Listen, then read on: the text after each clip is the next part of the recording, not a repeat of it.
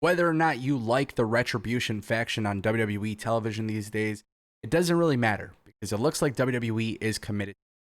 My name is Zango. This is Destination Pro Wrestling, bringing you guys my opinions, news, rumors, all that good stuff in pro wrestling. I know it's been a while, but I'm back, baby, and I'm here to talk about Retribution because let's just say, since I've been gone from YouTube, I feel like I had to speak on this group because there's a lot of mixed emotions here, and I think there's a reason for that.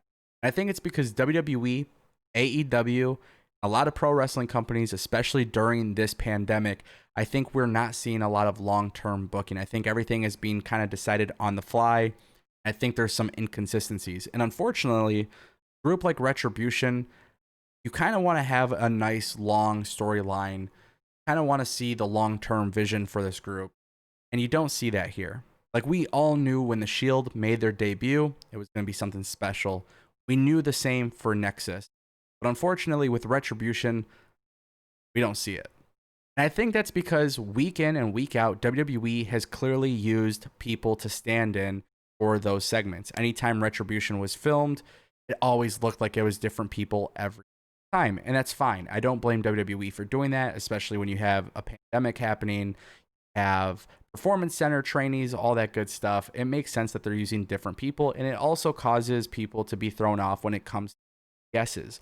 Now, on tonight's episode of Raw was very significant. Seth Rollins and Buddy Murphy versus Rey Mysterio and Dominik Mysterio. Very cool match as time went on. Rey Mysterio tags in Dominik Mysterio. He goes for the 619, connects, and then he goes for the frog splash. The lights go out, and of course, Retribution attacks. What's really interesting is Seth Rollins and Buddy Murphy were able to escape without being touched.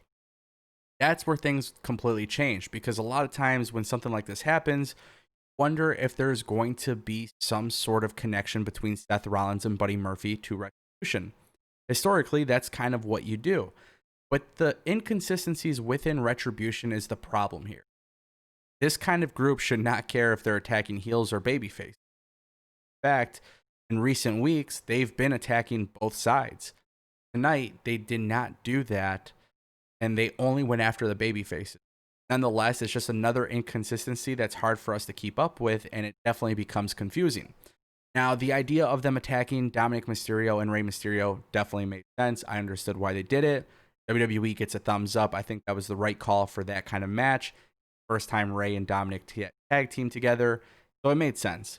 However, Retribution attacking Dominik and Rey Mysterio, not only was it a good segment, I think it was a good way to end Raw, but WWE left everybody wondering who's actually part of this group. And again, up until today's episode of Raw, these faces, these people taking participation in this group, it seems like it's changed all the time. I think it was very clear on tonight's episode the way that they ended the show with the copyright logo.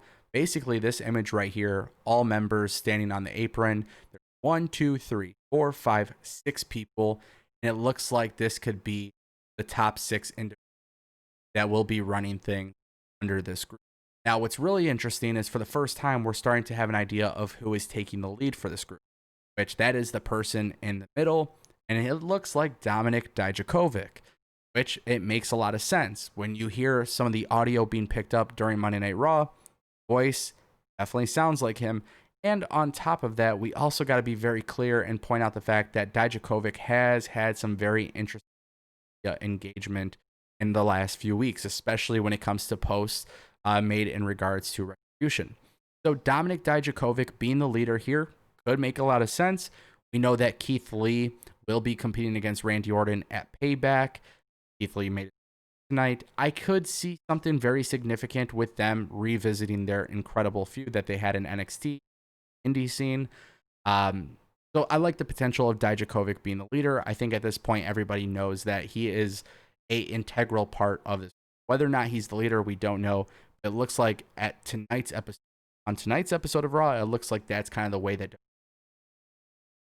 Now, there's 2 other people that people noticed, especially watching Raw tonight. Noticed that there were a couple different things from a production side of things that may have potentially revealed who is part of this group. Now, when you hear some of the audio being picked up, you do hear a very distinct female voice, and that voice sounds like Carmella. Now you're probably trying to piece everything together. Why would Carmella be in this group? Why would she have any association with somebody like Dominik Dijakovic? And you really can't find any sort of connection. So it doesn't make sense, but the voice definitely resembles Carmella's. This is something that's been picked up by a lot of people on social media. And I'm not sure if WWE intentionally try to pick up their audio, but of course, with Dijakovic's voice being pretty pretty in depth, it's obviously been carried by the microphones. I think it's starting, when people try to put two and two together, it's an easy guess. Carmella, Dijakovic, and then of course there's one more person. What's really interesting about the Carmella situation is there have been times during tonight's beatdown where you see the face mask either kind of get lifted up or lowered on the face, and because of that, it's become very apparent that these facial features resemble like Carmella. And that's also what happens when you look at the individual on the far right of this image. So keep in mind, it's far right of this image here.